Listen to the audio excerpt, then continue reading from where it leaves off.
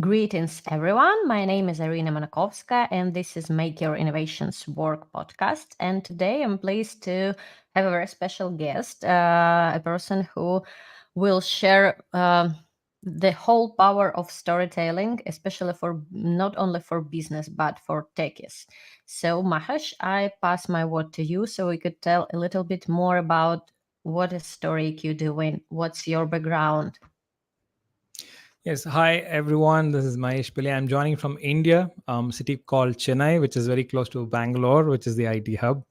I'd like to present myself as a tech marketer, having been in technology for a decade in various roles such as developer, analyst, and technical manager, and so on.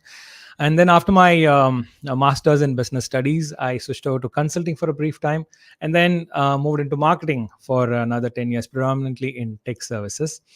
And in the last 2 years, I've been running my own consulting and training organization called StoryQ. And what we do is to train tech professionals such as architects and data scientists and tech leaders on business storytelling.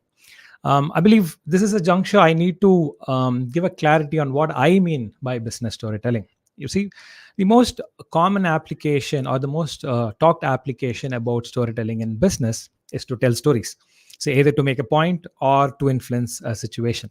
Right, and that has taken so many forms today. There are credibility stories, connect stories, value stories, why am I here stories, who are my stories, and so on. Right, um, it's very powerful. It's got its uses, but it's also got its limitations. For example, if a tech architect comes to me and asks, hey Mahesh, how can I use storytelling to explain my architecture better to a customer? How can I use storytelling to do a better webinar? How can I use storytelling to present better at a tech event? You see, that definition falls short. Correct. So at this juncture, I want to introduce the other aspect of business storytelling, that is, how can we use story structures to communicate any business message in a way that sounds like a story, evokes the emotions like a story, and most importantly, captures people's attention like a story. Essentially, what we are saying to tech leaders and tech architects is start thinking like a movie director. Right. See, in a movie, a director, all that he or she does is that bring the audience into a common platform, introduce all the actors or the key stakeholders, and then he talks about the dynamics between people, and then they bring about the idea of there is a common enemy or something that needs to be fought and won, and there's a big stakes at the end. Whether it is a romantic movie or it's a action movie, there's always a big stake at the end. So we want tech leaders and tech architects to think like this anytime they want to start communicating, no matter what the audience is. For example, let's take the example of a tech leader. He or she wants to address the employees about a major change that is coming up in the organization. Right, normally that is a pretty dull moment. People are not too tuned in. Right, but if you use this approach, what the leader will do is bring the employees into the same platform knowledge as he or she has, because obviously there will be information asymmetry. The leader knows a lot more than what the employee knows about the market. Correct. So you bring the people in, you talk about the conditions, then you talk about the key actors in this place, and then what is the common problem that we are facing as an organization. Correct. And what is the responsibility of the leaders and what is the responsibility of the employees, and how are we going to work together to make that happen? And then the end, there's a big payoff, whether it could be the survival of the organization, or it could be revenue targets, or it could be the employees keeping the job, whatever it is. But because we have introduced the stakes, the employees will naturally tune in into the conversation. They said there's a certain flow, they will hold on to it till the end. Correct. So this is what I've been training tech leaders and tech architects to use, whether they are doing a webinar or writing a blog or presenting at an event, or even if they're doing a training with their teams. Correct. And the way I stumbled on this, it's a pretty funny event, is that as a head of marketing and previously in and data and analytics companies, I had a lot of trouble creating quality content. And Irina, you and I know that without good quality content, marketing is really hard. Right. Doesn't work. Trying to Yeah. You understand? So trying to figure out how to get this done best. So there's a lot of research, and finally I stumbled upon this idea, right? And then I built a framework, and then I built a training structure around it. Then I tried few events like this, and it actually worked. People were interested, and I thought, hey, if that works for me, then it should probably work for a lot of people. And that is how I stumbled upon StoryQ. Sounds amazing. So, if, for example, we're talking about the company who has a very strong brand identity, I mean, I don't know, like Star Wars identity or something like that, they can even use those kind of story as a fundamentals for the approach you offered. So, like, we're talking about like JD against the Emperor, and in this paradigm, we introduce our competition, our, I don't know, challenge or whatever. So, I mean, if you as a leader, as a founder, and your team, you're fans of some kind of story, you can empower this approach to add even more emotions and create more attachment. Correct. Since I said this is a movie like situation, now how much of emotions you want to bring about in that story, that depends on the requirement. For example, if a leader is talking to employees, there has to be a certain element of emotion. It is we, it's us, and we have to do this. There's a vision. So there is a certain element of emotion you want to dive into it. But if you're talking to a tech partner, we're not going to say, we are friends and let's do this. No, it's a very strict business conversation, but still the structure holds good, right?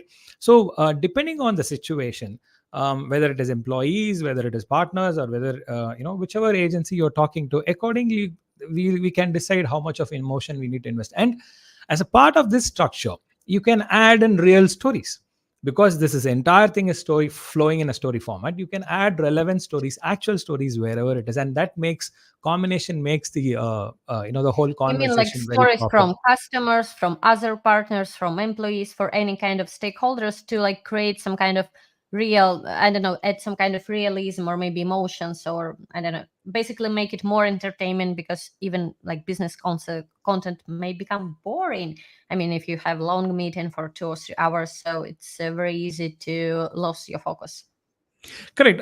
See, if you look at, for example, a country leaders, for example, President Obama, if he's talking, he follows the same pattern, but he goes on loops with the same pattern over and over again, a different set of stories, and the conversation keeps going forward. Correct. So in this case, the leader, when we're talking about the tech leader, when he's talking about the organization change, and he or she's talking about a certain change, and the leader wants to give a background as to why they came up that with that approach, they can bring in a backstory about themselves as to how, when they started the organization, they had to make those tough choices, and how it led to good results, and they're coming up with the similar choices now. So that is an actual story which is a part of an entire story, correct? Which will bring the necessary emotion and commitment, and people will see the personal side of the leader. I hope And I what are answered that the question. Yeah. what are the like most popular use cases for the storytelling? So you mentioned one. Okay, we need to do some kind of change. Maybe, I mean, now we're hearing there are a lot of news about layoffs, like across the globe in tech industry. Obviously, it's some kind of like shift to new technologies like Gen AI. I mean, what are like basic use case you have observed during your work with your company, previous one, and your clients? Yeah. You can use it across any use case arena, because any communication will have the same set of elements. There is a situation which needs to be overcome, and how are we going to overcome that, and what is the payoff? This is almost a structure which is very universal in that way. When it comes to difficult decisions for leaders, see, the problem is in the whatever is being reported in the news, it's never about the leader gave me a long lecture and they have to let us go. Nobody complained that. They said we got into a Zoom call, in 2 minutes they fired 100 people. No explanation given, no nothing, no Well, empathy. last That minute is what. opportunity.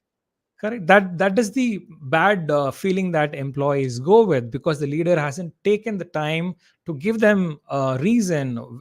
How valid is the reason is a secondary question. We're not debating that, because the leader has to make a decision, whatever decision that is. But in terms of taking the effort to craft a message which is empathetic, which gives the necessary reasons and whatever not, that is very important.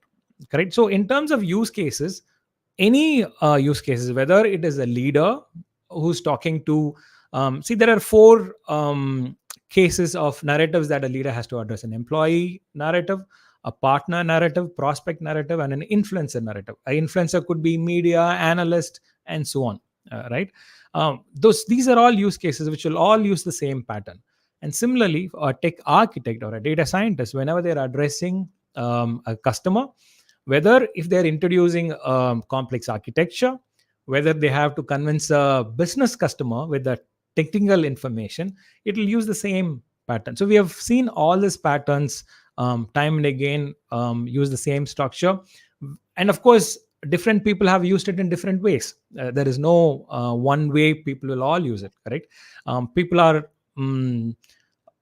Some people are very comfortable, some people are still stumbling, but whichever way it is, the structure has actually helped them put their thoughts together. So the fundamental here is narrative thinking. Before you communicate, how do you put your information in what hierarchy so that it flows well, so that people naturally pay attention? So in terms of, to answer your question simply, there are multiple use cases, or almost every use case can be addressed with this approach. And the main structure is to introduce like the platform or context itself, like main, I don't know, roles or who are participating in this. I mean, what they're responsible for, challenges, or I don't know, big problem, enemy they need to fight with, and actually like some kind of like results expected or how it's going to happen. See, there are a story will have only so many components. It's very finite, but depending on the situation, you can mix and match. You can break the order. Again, I like to take movie examples because people see it very easily. If you look at a Christopher Nolan movie, it is completely non-linear storytelling. Yeah, It's in bits and pieces where you have to join like it. multi-dimensional stuff. It's very difficult to do that. So it is still a story, but it is broken into 100 different pieces where people have to stitch it together. Of course, we can't use that similar things in business, but depending on the urgency, depending on the context, you can mix and match. For example, if you go to a doctor and then you say that I have a tummy pain, right? Now you don't go and say that, when I traveled here, then I went to my friend's wedding and this happened and that happened, and the doctor is waiting, what is wrong? Right? That doesn't happen. You don't have to set the whole context and bring all the actors. The first thing that you say is the problem is that I have a tummy pain. Correct. And then he's going to ask some questions to determine what probably is, and then the doctor is going to ask further questions where you bring in all the context. Now the whole arrangement is changed. Correct. So Mm-hmm. depending on the urgency, depending on what kind of information that we talk about, we can rearrange the components of the story to make it very powerful. It comes with practice, but it is possible. It is only a certain set of components, and we can just mix and match and stretch from some aspects. See, for some cases, you might have to give a long explanation of how the solution is going to be, right?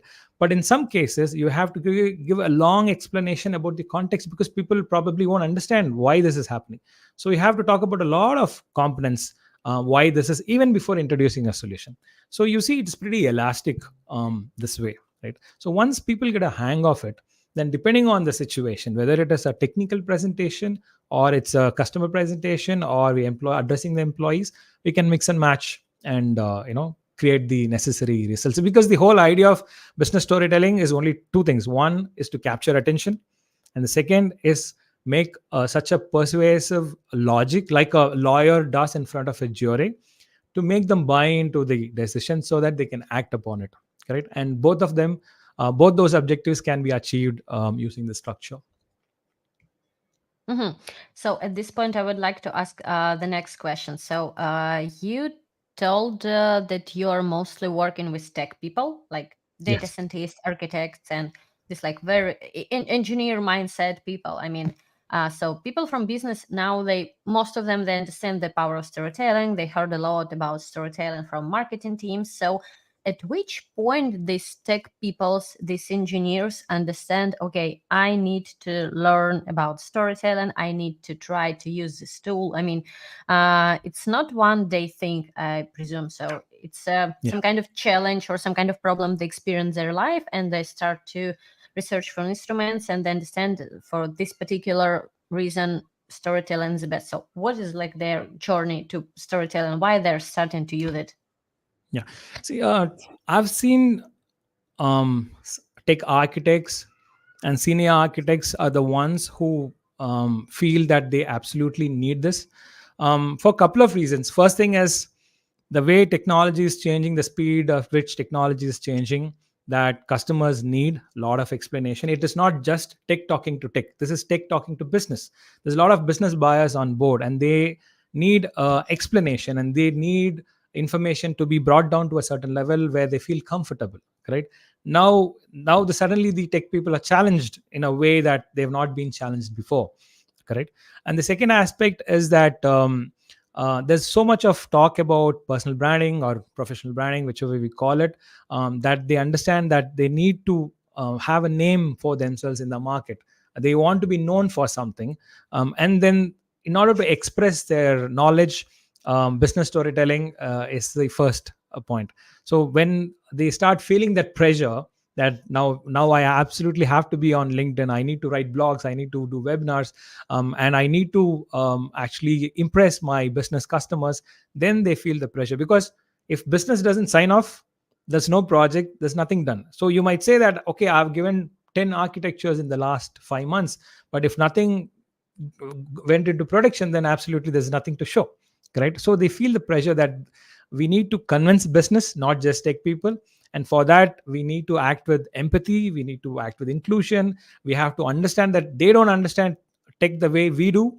And then you have to, as I said, bring them on board, and then slowly help them understand, which requires a certain flow, and not just starting with, okay, here's the data warehouse and this is how we're going to start. It doesn't happen that is the junction where I'm seeing typically around 10 to 15 years experienced people is where they feel the pressure.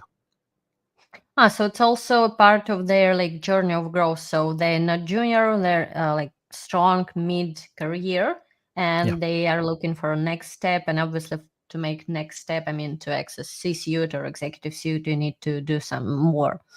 Okay, and exactly. at this point, one more question. So we have talked a lot about like basics of storytelling, and I know that storytelling could be very useful when you need to create some kind of advocacy inside of your organization. So basically, like internal communications and all of this, because on the one hand, you have people with very different background. I mean, you can have tech people, business people, HR people, procurement. I mean, you name it. Yeah. But you need to encourage them and inspire them with the same idea or deliver the same message, and how storytelling can be useful here. I think it's about like making something very very complex and complicated very easy to understand, but how basically storytelling helps to do this kind of things. Is there any kind of like structure like you have offered with previous one structure to use in this case? Yeah, I would still go back to the same structure, Irina. And see, there are two use cases which I've come across. One is there's internal communication where the leader has to regularly communicate with people. There are companies where the leader just records a video, sends that on WhatsApp groups or Slack groups, where they talk about what has happened, and what is happening, where are we heading, what are our priorities, and all that. There, it is a very simple message. Again, follows the structure in a very simple pattern, not making it too complex, and that builds a buy-in. That is one case. The second case is, how can we empower employees to take the message from the organization to the outside world? There is a recent report I found, I think was at LinkedIn, that it said employee networks is 15x or 10x bigger in size than an corporate's network together put in, right? So employee will have more reach in their networks, and we need employees to talk about the organization to the outside world to build a brand, and they are connected to our partners or our customers. And if we send a new newsletter, the probably the customers are looking at it with a certain skepticism, that we know that sometimes we hype up things. But when it comes to employees talking these aspects in a very free language, and they found it more trustworthy, right? So we if we empower employees, and then they act as advocates or brand ambassadors, where they talk about the kind of things that is happening in the organization, and what is good work they're doing, and what is the recent experience and everything. If, for example, if one architect is writing about a recent project about how they implemented Databricks, there might be another customer who probably is not looking for that right now, but knows that organization has done something nice, and we could actually get into the vendor list that way, right? So both internal and external, we can use the same structure, but keep it very simple. There is no again, there are 5 minutes movies, there are 30 minutes movies, and there are 3.5 hours movies.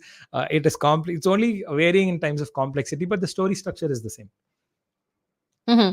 So basically, in this case, I mean, you create clear internal communications like regular, consistent, whatever, and preferable engagement. I mean, the way how you communicate, so it shouldn't be boring. And you educate your employees with some kind of like techniques, tools, and structures, how to actually create the story, and you give them a content. So I know if company has recently launched something wow, and they know, okay, we need to introduce this landscape, we need to introduce like our customers and us in this particular area or industry, and we need to Yeah. introduce results. So basically it's a combination of creating this like clear, consistent communication, so Yeah. giving the substance of the content to employees, and to teach them how to use it. I mean, so it could be like Exactly. natural skill for them, and this game for them, it's much easier to become advocates than they when they just literally don't know what to do. Okay, I'm not a journalist, I don't feel confident, and we start like all over again. Okay.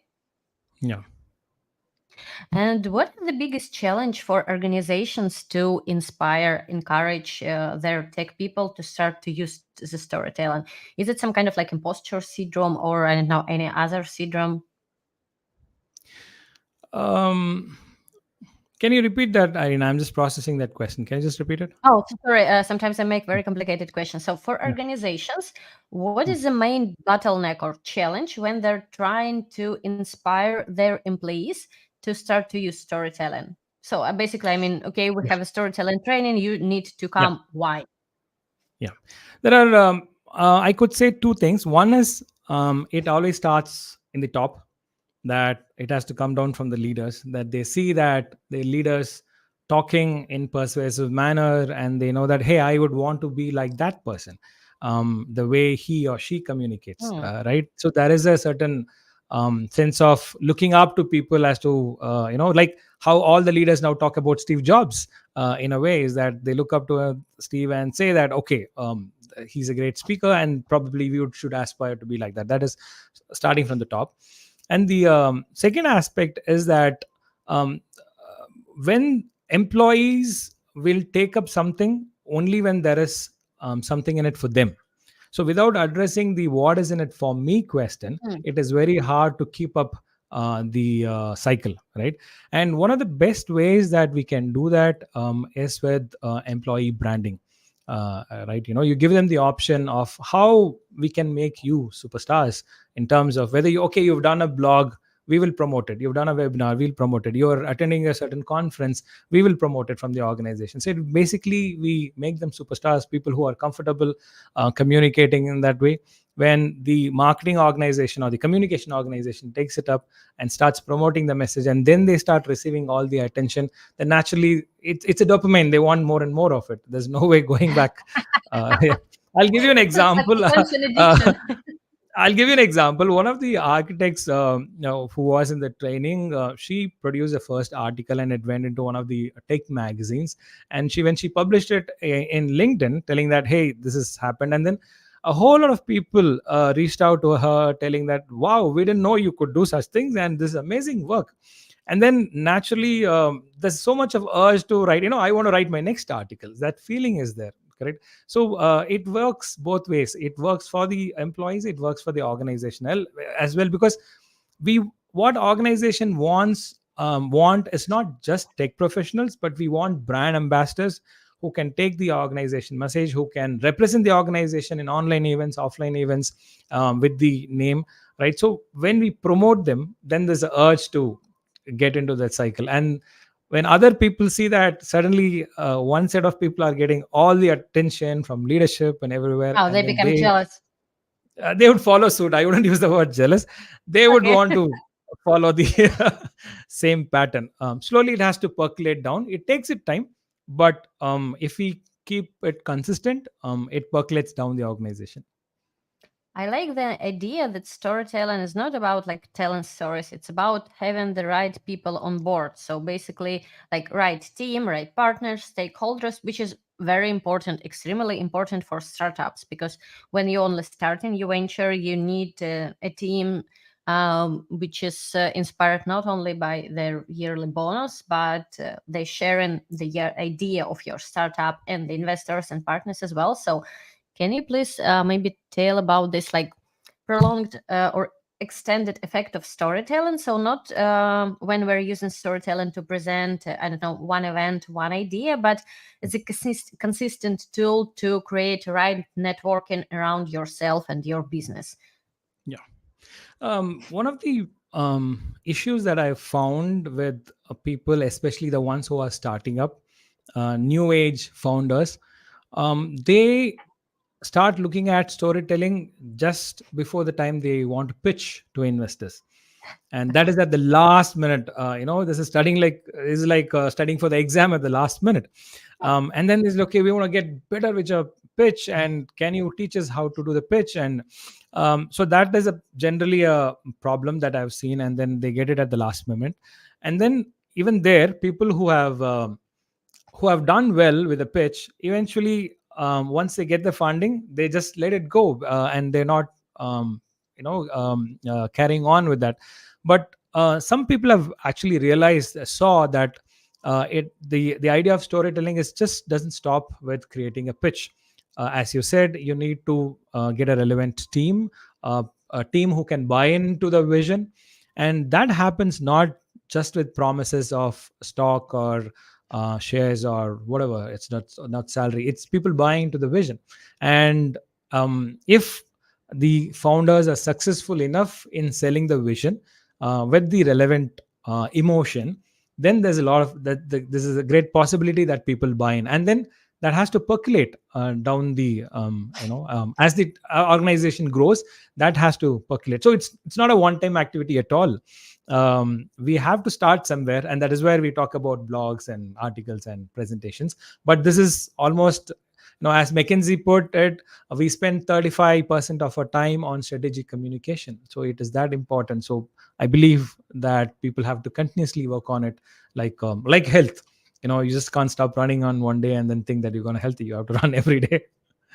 Yeah. Yeah, and you eat like some kind of healthy food. Yeah. Yeah. I like the idea about this vision because what I see from founders who are not very experienced, they have idea of startup, they start to work, they may even get an investment, but I don't know, there are 5, 6, 7 months since then, and I have one more marvelous idea, and they're like jumping, Yeah.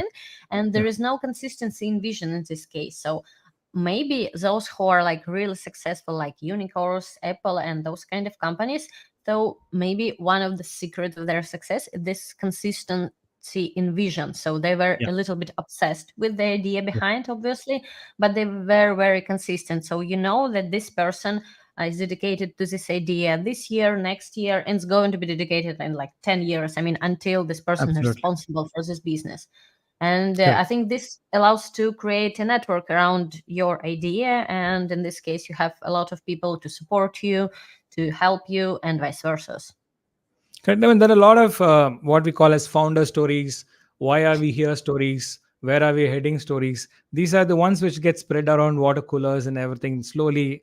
In Whenever you bring new people on board, it is the same story which gets told over and over again. That people all know the same stories. There are a lot of examples, such examples of big organizations, how they have done it consistently over time, so that someone knows about a story that happened 20 years ago, and that is, it's a founding value of the organization, especially in the hotel industry.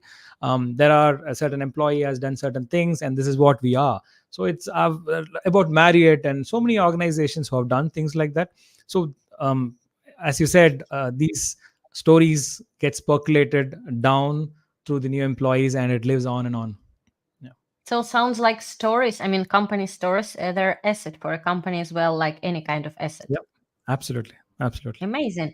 So we're like running our 30 minutes deadline, and you told me while we were waiting in podcast room that you are going to have an upcoming training, which is very comfortable. It's going to be held on a weekend. So maybe you can give a little bit more introduction for those who is interested, so they could participate it. Yeah. So recently, when I was in an AWS user group meeting and I was presenting the same content, storytelling for techies, a lot of people approached and asked, "Hey, would you just do it for corporates? Would you not do it for individuals?" So because before that, I wasn't thinking about doing cohort kind of sessions, but I think there's value in doing that, and there are people who are interested. So probably starting next month, we will announce a big launch for doing storytelling for techies on the weekends.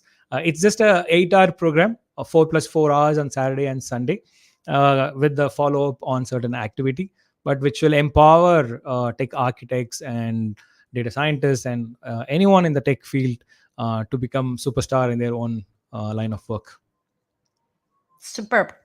Thank you so much for your time, and thank you everyone who joined us live, and for those who are going to watch us later record on LinkedIn or YouTube. So I hope you are obsessed with the storytelling like me and Mahesh, because it's a very powerful tool. You can use it to sell eating broccoli to your kids. You can use it to sell healthy food eating to your partner. I mean, it's like really, it's vital skill. It does. It's It not does. the only business skill. So I Yeah. encourage everyone to try and enjoy Mahesh training. And thank you so much, Mahesh, for spending these 30 minutes with us, and wishing everyone the rest lovely day. Thank you. Thank you, Irina. Thank you so much.